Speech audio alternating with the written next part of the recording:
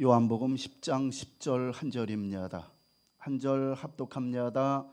도둑이 오는 것은 도둑질하고 죽이고 멸망시키려는 것뿐이요 내가 온 것은 양으로 생명을 얻게 하고 더 풍성히 얻게 하려는 것이라. 아멘. 오늘 설교 제목은 생명이 있는 삶이다 해가지고 두 가지 내용이 함축되어 있습니다. 과연 이 생명이라는 것이 무엇이냐?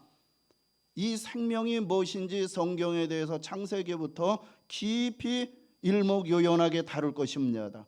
그러면은 자연스럽게 생명이라는 것은 육체의 생명이 아니라 영적인 생명, 영생을 말하는 것입니다. 그렇다면 우리는 구원받고 영생받은 사람에게 당연히 쫓아와야 할 삶의 열매가 있다는 거죠. 그것이 성경에서 말하는 그 열매가 무엇인가? 이것을 여러분들에게 말씀을 드리면서 그 부분에 설교를 들으면서 바로바로 적용이 될 수 있도록, 나는 이렇게 해야 되는데 이 부분이 안 됐구나 라는 것들을 점검하면서 그런 방향으로 설교를 준비했습니다. 요즘 자주 듣는 말이 있습니다. 살아있는데 살아있는 것 같지 않다. 몸은 움직여요. 그리고 하루하루는 흘러가요. 해야 할 일은 많이 있는데 왠지 모르게 마음은 바싹 말라버렸어요. 영혼은 텅 빈 것 같은 느낌이 든다는 것입니다. 혹시 여러분들도 그럴 때가 있지 않았습니까? 사람들과 함께 있어도 어딘지 모르게 외로워요. 웃고 이야기는 해도 왠지 모르게 내 속이 허전합니다. 겉으로는 괜찮은 척하지만 내 속에서는 지쳐 있는 분들이 많습니다. 조건이 조금 나아져도 여전히 만족은 없고 잠깐 좋아졌다가 금방 다시 공허해집니다. 왜 그렇습니까? 왜 모든 것들이 풍족하고 모든 것들이 다 갖춰 있는데 왜 때로는 외롭고 왜 공허하고 왜 내 마음이 이렇게 말라버렸는가? 도대체 그 이유가 뭐겠습니까? 오늘 본문에서 예수님은 이 질문에 답을 해주십니다. 내가 온 것은 양으로 생명을 얻게 하고 더 풍성히 얻게 하려 함이다 라고 말합니다. 여기서 말하는 양은 하나님의 백성, 오늘 이 시대는 우리를 말합니다. 그러면은 여러분 여기서 또 질문이 생깁니다. 아니 우리는 이미 살아있는데 예수님이 생명을 주러 오신다는 것은 도대체 무슨 뜻이냐? 나 잘 살아가잖아요. 잘 살아서 생명이 있는데 왜 예수님이 또 생명을 주러 오셨다? 이 뜻은 도대체 무슨 뜻입니까? 오늘 설교는 이 질문에 답을 하면서 동시에 생명 있는 사람은 어떻게 살아야 하는가? 통합적으로 함께 정리해서 말씀을 드리겠습니다. 첫 번째로 함께 나누고 싶은 주제, 예수님은 우리에게 생명을 주시기 위해서 오셨습니다. 예수님이 말씀하시는 생명은 단지 우리가 숨쉬고 살아있는 상태를 말하지 않습니다. 성경은 생명을 두 가지로 분명히 구분을 합니다. 하나는 육체적인 생명입니다. 하나님이 흙으로 사람을 지으시고 생기를 그 코에 불어넣으시니 생명이 되었습니다. 이 생명은 하나님이 주신 선물이고 이 땅에서 살아가기 위한 생명입니다. 그런데 유한하다는 거예요. 결코 죽음을 맞이합니다. 두 번째, 성경에서 말하는 생명은 영적 생명, 그것을 네 자를 두 자로 줄여서 영생인 것입니다. 영생이 뭐냐? 하나님과 끊어지지 않는 생명, 하나님과 동행하며 누리는 영원한 생명입니다. 다시 말씀을 드립니다. 영생하면은 우리는 너무나 추상적인 이런 것들로 생각을 합니다. 저 천국에 들어가는 거, 구원받는 거 이런 쪽으로 생각하면 그러면은 그 영생이 현재 내 삶과 무슨 상관이 있습니까? 영생이라는 이것은 하나님과 끊어지지 않는 생명, 하나님과 동행하며 누리는 영원한 생명입니다. 즉 하나님과 연합된 생명이고 육체가 죽어도 계속되는 생명입니다. 성경 창세기부터 성경적으로 쭉 다뤄보겠습니다. 우리는 원래 이 영적 생명을 가지고 살았습니다. 아담과 하와가 에덴 동산에서 하나님과 교제하며 살았습니다. 눈을 뜨면 그냥 하나님의 음성을 듣고 아담아, 아담아. 눈만 뜨면 하나님의 음성을 듣고 또 눈만 뜨면 하나님과 동행하는 삶이었습니다. 하나님은 이렇게 복되게 만들어 주셨습니다. 그러면서 하나님은 하나님과 그 아담과 하와의 이 관계에 경계를 주셨습니다. 눈만 뜨면 음성 듣고 눈만 뜨면 함께 동행의 삶을 살았지만 이 관계 속에 경계를 주셨습니다. 그 경계가 무엇입니까? 창세기 2장 17절에 선악을 알게 하는 나무의 열매는 먹지 마라. 네가 먹는 날에는 반드시 죽는다. 여기서 말하는 죽음은 단지 우리의 그러한 심장이 멈추는 것만 뜻하지 않습니다. 여기서 죽음은 하나님과의 관계가 끊어지는 영적 죽음을 말하는 거예요. 이거 먹는 날에는 너 하나님과의 관계가 끊어져서 그것이 바로 영적 죽음을 말하는 것입니다. 하지만 아담과 하와는 사단의 유혹을 받고 하나님처럼 되고 싶은 욕심에 끌려 불순종했습니다. 즉 하나님의 통치를 거부했습니다. 그것이 죄입니다. 그리고 그 죄의 결과가 무엇입니까? 성경에 보면은 그들이 선악과를 따먹었어요. 그리고 그 죄의 결과로 나타난 반응이 무엇입니까? 하나님을 피해 숨더라고요. 아담아 어디 있느냐? 숨은 거예요. 왜 숨습니까? 두려움과 불안을 경험합니다. 그 이 죄의 결과 하나님을 피해 숨었어요. 두렵거든요. 불안해요. 이거를 경험합니다. 그때부터 인간은 영적으로 죽은 상태가 되는 것입니다. 겉으로는 멀쩡하게 숨을 쉬어고 살아도 하나님과 끊어져 있다는 거예요. 이 관계가. 그 상태를 죽음이라고 진단합니다. 그래서 바울은 에베소서 2장 1절에서 단정적으로 이렇게 말합니다. 허물과 죄로 죽었다. 여러분, 죽었다라는 표현이 있고 어떤 사람은 죽을 수밖에 없는 우리를, 이거 가지고 논란 피울 필요 없어요. 자꾸 세월이 빨리 흘러가서 나이 60, 70 헐헐 가는데 이런 것 가지고 싸울 시간이 없어요. 여기서 죽었다는 거예요. 죽음이라는 거예요. 하나님과의 관계가 단절됐다는 거죠. 있었던 영원한 생명이 단절된 거예요. 잃어버린 거예요. 이것을 죽음으로 말하는 거예요. 지금 죽음은 기능이 정지된 상태가 아니라 하나님과의 관계가 끊어진 상태, 그래서 하나님의 생명으로부터 분리된 상태를 말합니다. 이보다도 더요, 에베소서 4장 8절에는 더 분명하게 이렇게 말합니다. 하나님의 생명에서 떠났다. 하나님의 생명에서 떠났다는 거예요. 죄는 우리를 하나님의 생명에서 떨어지게 만드는 거예요. 겉으로는 살아 있어도 그 인간의 근원이 끊긴 것입니다. 예를 들겠습니다. 나뭇가지가 싱싱해 보이지만 이 나뭇가지 줄기에서 떨어져 버리면은 어떻게 됩니까? 말라요. 점점 말라 죽는 것입니다. 꽃병에다가 아름다운 꽃을 심어 이렇게 꽃꽂이를 해놓잖아요. 살아있는 것처럼 보여도 생명이 없는 죽은 꽃입니다. 사람도 마찬가지라는 거예요. 하나님에게서 떨어지면 겉으로는 활동적이어도 영혼은 점점 메말라가는 거예요. 살아있는데 살아있지 않는 증상이 나타난다는 거예요. 우리에게 왜 이리 불안하고 초조하고 그런 거예요. 하나님에게서 그 생명이 끊어졌을 때 나타나는 아담과 하와가 불안했잖아요. 두려웠잖아요.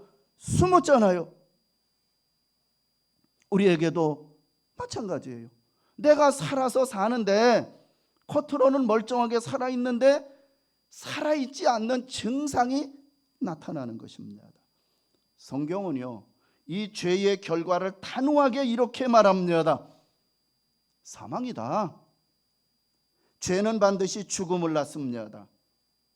자, 죄라는 것은 반드시 죽음을 낳는데요, 우리는 여기서 볼 때 바로 육체적인 죽음을 생각합니다. 아니에요.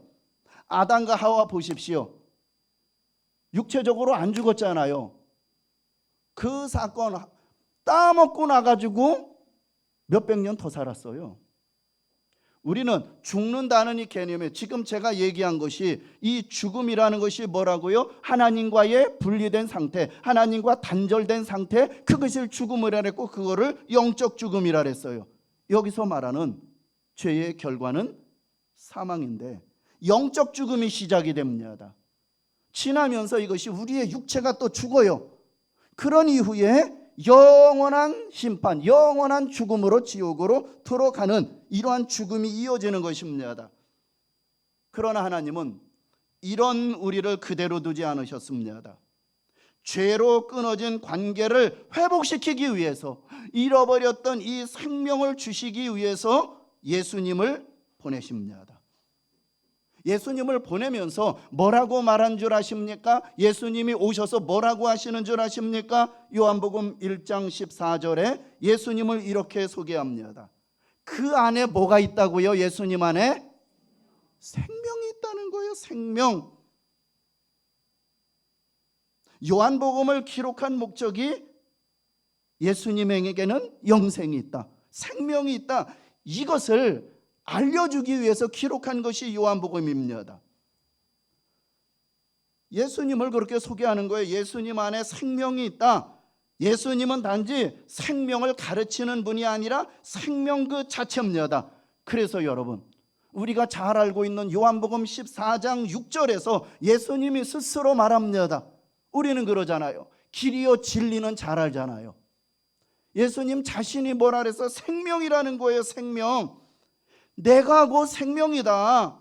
그런데 이 생명이, 예수님에게 있는 이 생명, 이 영생이 우리에게 오게 하기 위해서는, 우리가 이 생명을 받게 하기 위해서는 한 가지 문제가 해결이 되어야 한다는 거예요. 그것이 창세기 3장에서 지었던 뭐라고요? 죄라는 거예요. 죄.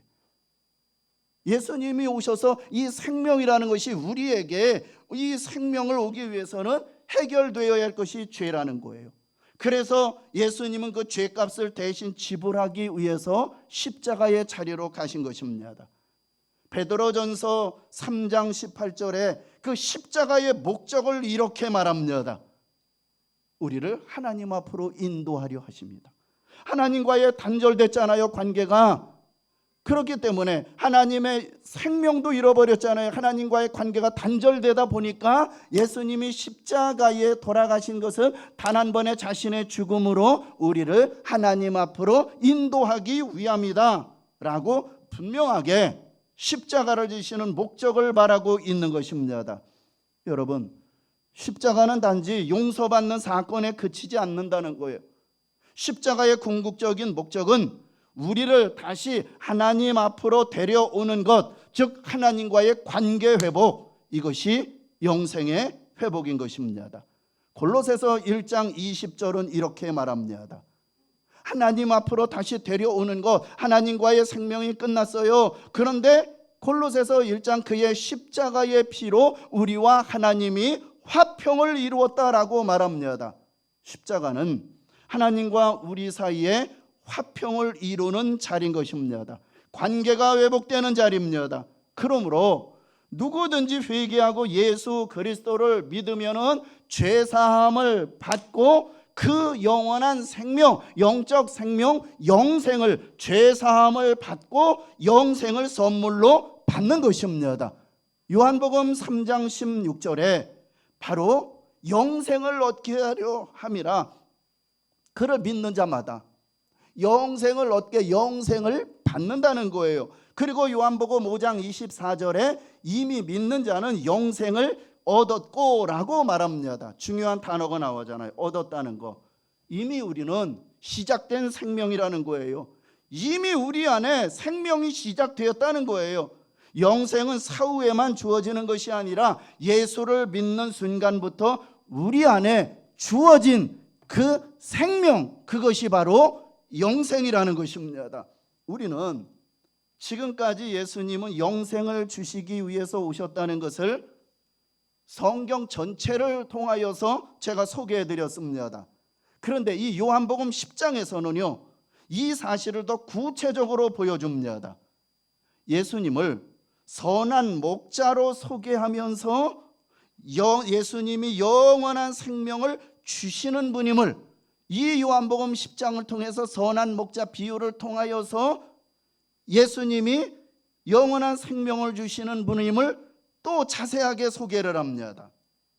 그것을 소개하면은 먼저 예수님은 목자의 음성으로 우리를 부르시기 때문에 생명을 주십니다. 3절에 보면 아주 따뜻한 표현이 나오잖아요. 자기 양의 이름을 각각 불러 인도하여 낸다. 예수님은 오늘 우리를 양인, 우리를 어떤 숫자로 부르지 않습니다. 무리로 부르지 않습니다. 이름을 부르십니다. 무슨 얘기입니까? 그러기에 주님은 내 형편을 아시고 내 아픔을 아시고 내 연약함을 아시기 때문에 우리 각자의 이름을 부르시는 주님. 그리고 4절에서는 이렇게 말합니다. 양들이 그의 음성을 아는 고로 따라오되. 양들은 지금 얘기했잖아요. 구원받은 백성, 우리들이라고 처음에 얘기했잖아요. 살아있는 신앙은 뭡니까? 문자, 기록이 아니라 음성에서부터 시작되는 거예요. 살아있는 시작은 음성에서부터 시작되는 거예요. 우리는 주의 음성을 듣고 주의 인도를 받고 주님을 따라가는 그 자체가 생명 아닙니까? 여러분, 우리 교회도 그런 분들이 있어요. 참 존경스러워요. 기도양 엄청 많아요. 하루에 기도양이.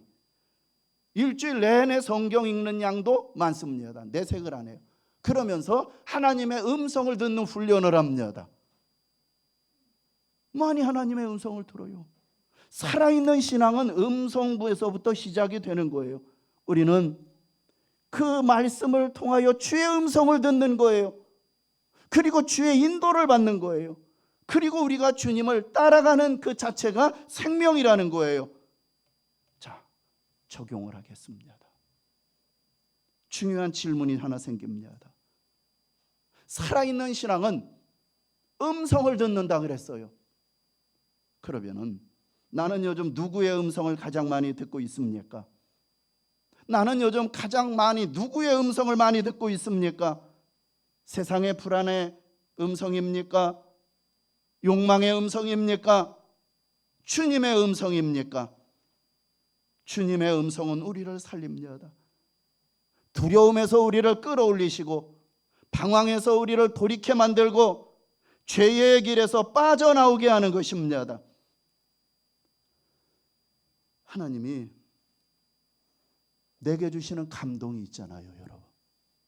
개인적으로 성경을 읽거나 설교를 듣거나 예배를 할 때 개인적으로 주시는 감동이 있고 깨달음이 있는데 나중에로 미루지 마십시오.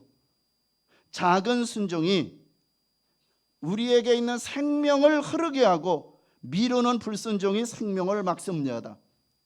들은 음성에 반응하십시오. 그 순종이 생명인 것입니다. 예수님은 생명을 주실 뿐만 아니라 더 풍성히 하십니다. 이것이 오늘 10절에 나타나 있는 거예요. 더 풍성히 얻는다. 너무 물질적인 개념으로 생각하지 마십시오. 너무 내 문제 속에 개입하셔서 그거를 해결해 주시는 것을 풍성함으로 해석하지 마십시오. 여기에서 분명히 예수님은 우리에게 생명, 영생을 주시잖아요. 그리고 그 영생이, 그 생명이 확장되는 것이 풍성이에요. 성경이 말하는 풍성함은 단지 물질이 많아졌다는 것이 아니라 풍성함은 생명의 확장, 영생의 확장입니다. 예를 들겠습니다. 하나님과의 관계가 깊어져요. 죄의 권세에서 점점 자유해집니다. 마음의 평안이 회복됩니다. 나를 통하여 사랑의 통로가 되는 거예요. 사랑이 흘러가고 삶의 방향과 목적이 분명해지는 것, 이것이 주님이 주시는 풍성한 생명이라는 거예요. 풍성한 생명. 예수님은 오셔서 우리에게 그 생명을 주었지만 그 생명이 더 풍성하게 우리의 삶에서 작용하게 만드는 것, 죄에서 자유함을 얻고 또 마음에 정말로 평안함이 회복되고 미움에 찌달렸고 4차원처럼 삐딱한 마음들 속에서 이제 사랑이 흘러넘치고 하나님과의 관계가 점점 더 깊어지면서 이것이 바로 풍성한 생명이라는 거예요. 다시 말해서 풍성함은 조건이 좋아서 오는 것이 아니라 주님과의 그 연결이 깊어질수록 나타나는 생명의 열매인 것입니다. 그리고 또 예수님은 선한 목자로 목숨을 버리셨기 때문에 생명을 주십니다. 이 11절에서는 예수님은 아주 선언합니다.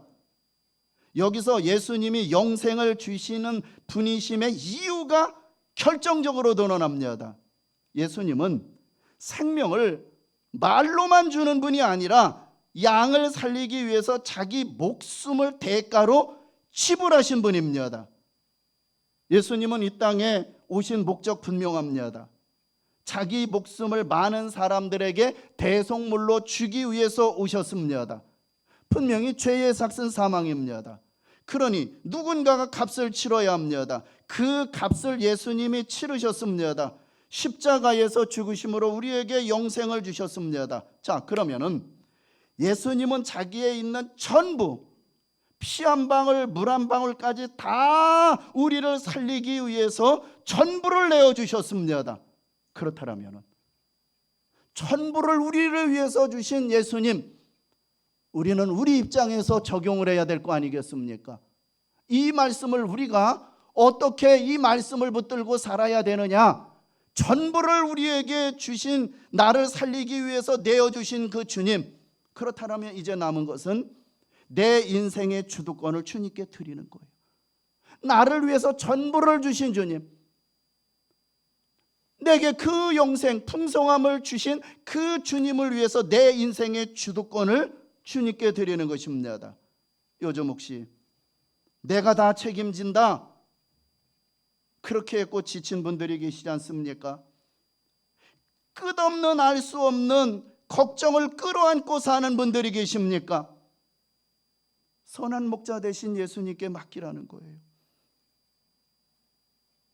자기 양을 위하여 목숨까지 내어주신 분, 그분이 뭔가 부족해서 우리에게 주시지 않겠습니까?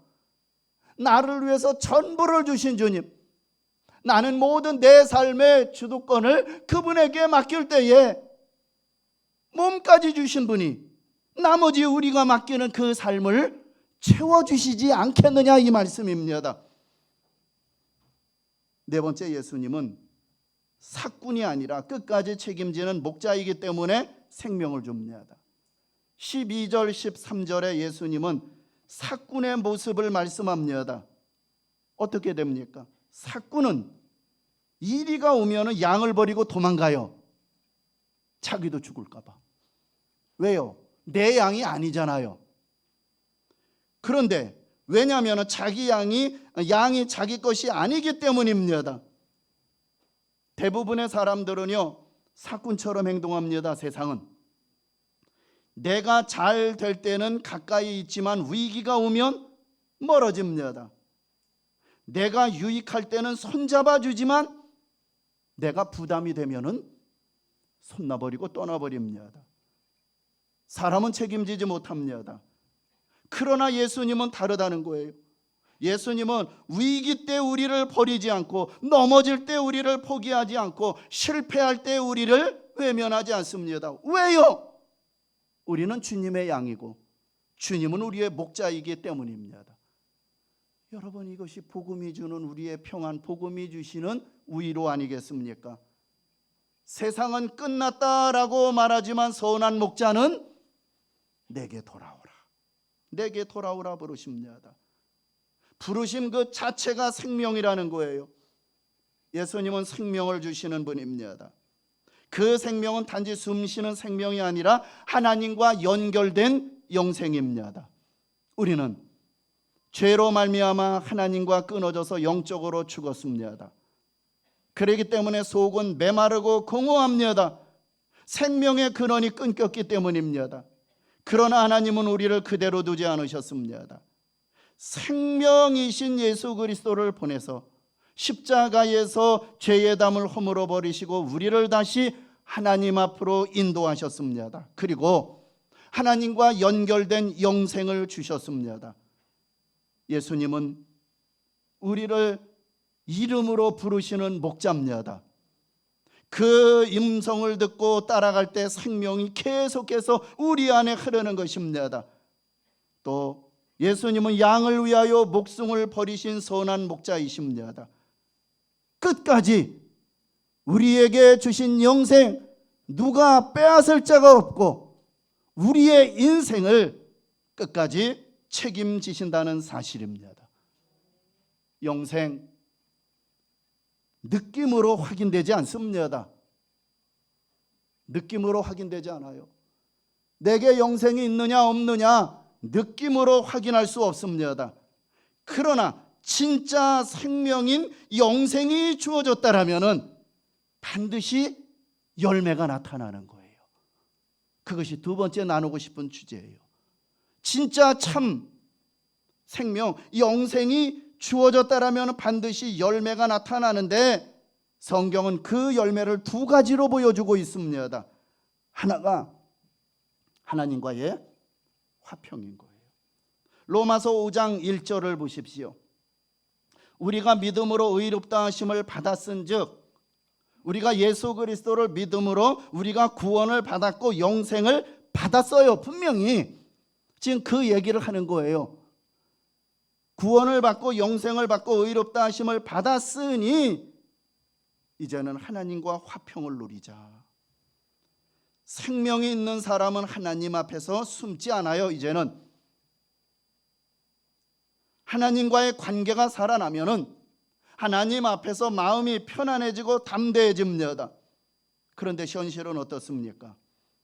가끔요 예배를 드리는데도 마음에 걸린 거 있어요. 기도하려고 하는데 자꾸 기도가 막혀요. 찬송을 부르는데도 왠지 모르게 속이 답답할 때가 있습니다. 이유는 단순해요. 화평이 깨졌기 때문입니다. 하나님과의 화평이 깨졌기 때문입니다. 요즘 관계가 깨지는 방식이 예전과 엄청 다릅니다. 예전에는 큰 싸움을 하고 막 해야만이 관계가 깨지잖아요. 그런데 이 관계가 깨지는 것이요, 요즘은 보니까 카톡이 와요. 카톡이 오면은 읽어요. 답장을 하지 않아요. 요거를 두 자로 뭐라고 합니까? 읽고 씹는다. 그래서 읽씹이라고 말합니다. 그러다가요 또 답장을 미뤄요. 연락이 두절돼요. 차단 같은 거. 작은 행동이 쌓이면 어떻게 됩니까? 관계가 서서히 식어요. 결국은 같은 공간에 있어도 마음은 완전히 멀어져 버립니다. 신앙도 비슷해요. 우리가 대놓고 내가 당신 안 믿겠습니다, 하나님 안 믿겠습니다 선언하지 않아요. 그런데 말씀에 읽고 씹어요.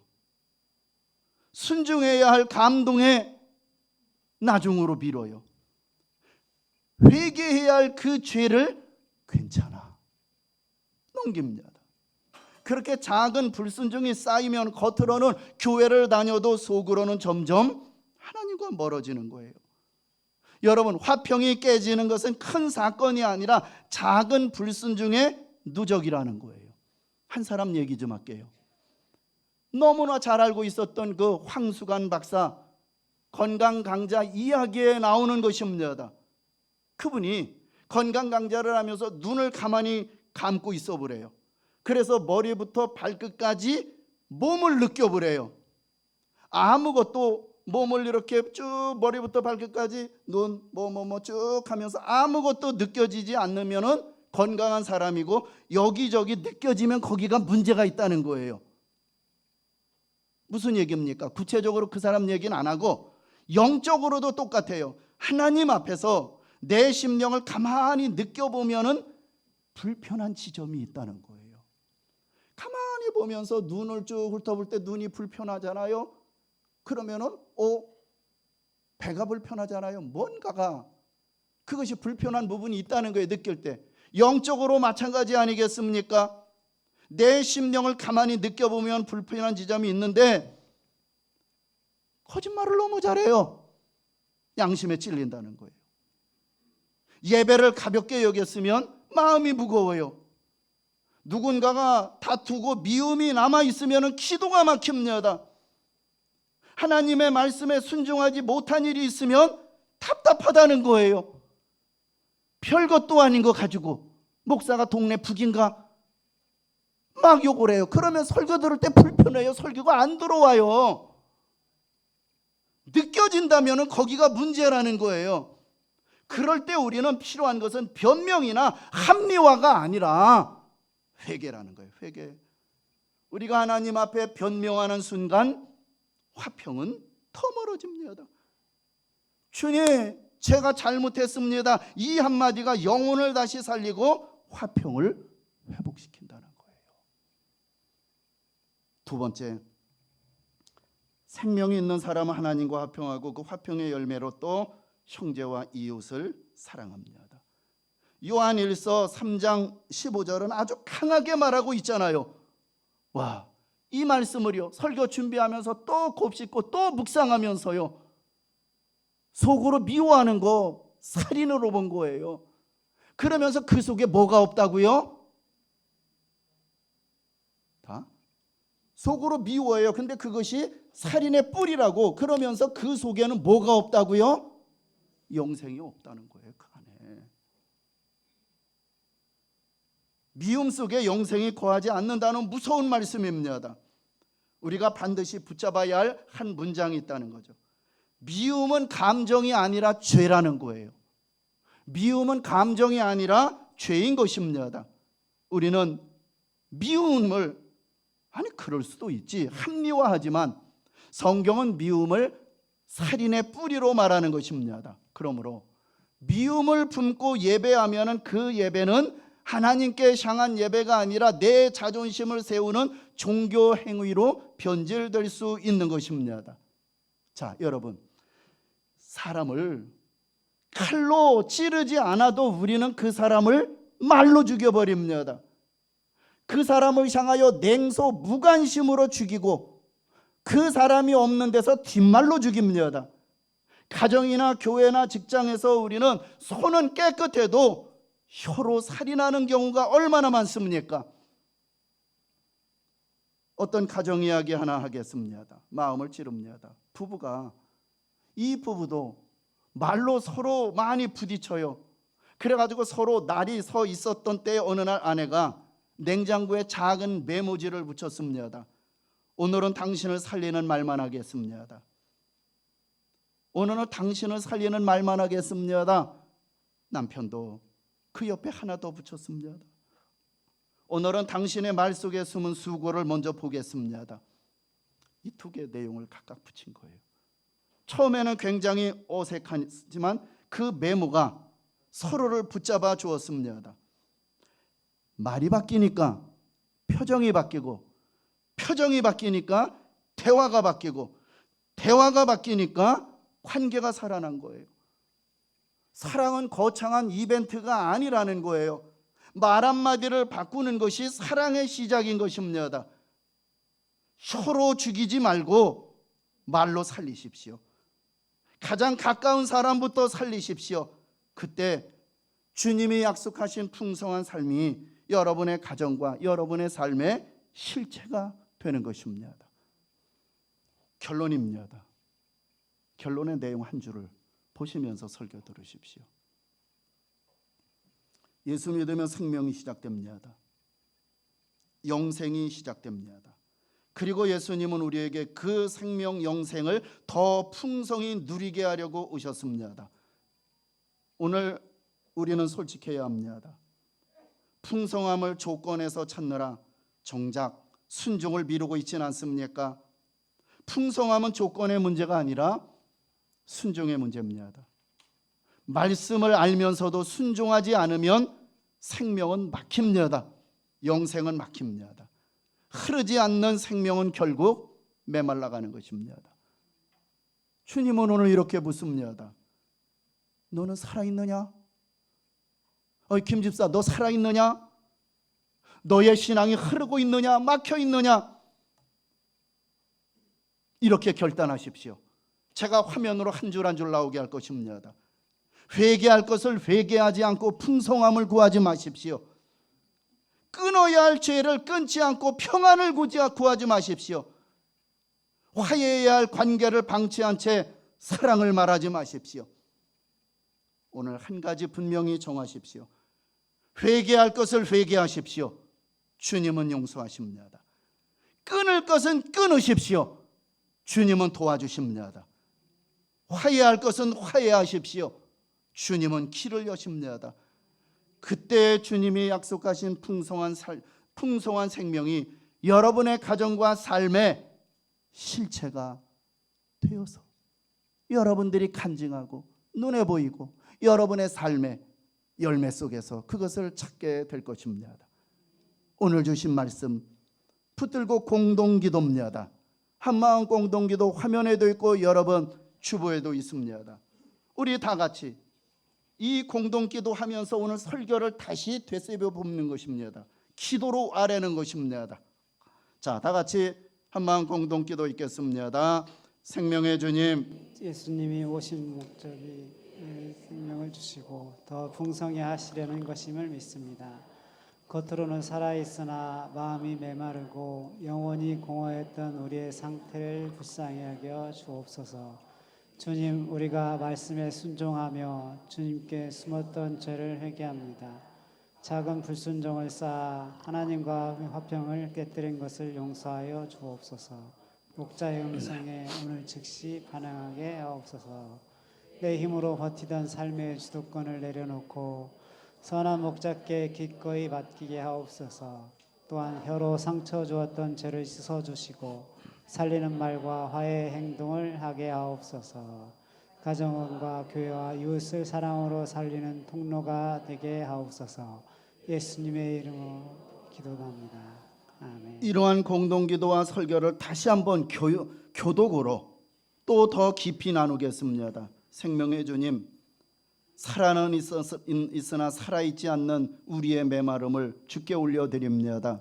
주님, 우리를 불쌍히 여기사 생명을 회복시켜 주소서. 주님, 오늘도 우리 이름을 부르시는 목자의 음성을 듣게 하옵소서.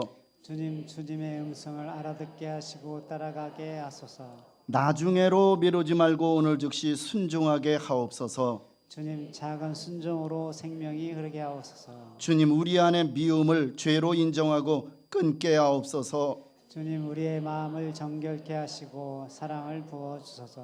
말로 상처 준 것을 회개하며 살리는 말과 화해의 행동을 선택하게 하옵소서. 주님, 우리 가정과 공동체가 다시 살아나게 하소서. 받은 사랑을 흘려보내는 통로가 되어 풍성한 생명이 우리를 통해 흘러가게 하옵소서. 주님, 우리의 삶이 복음의 증거가 되게 하소서. 아멘.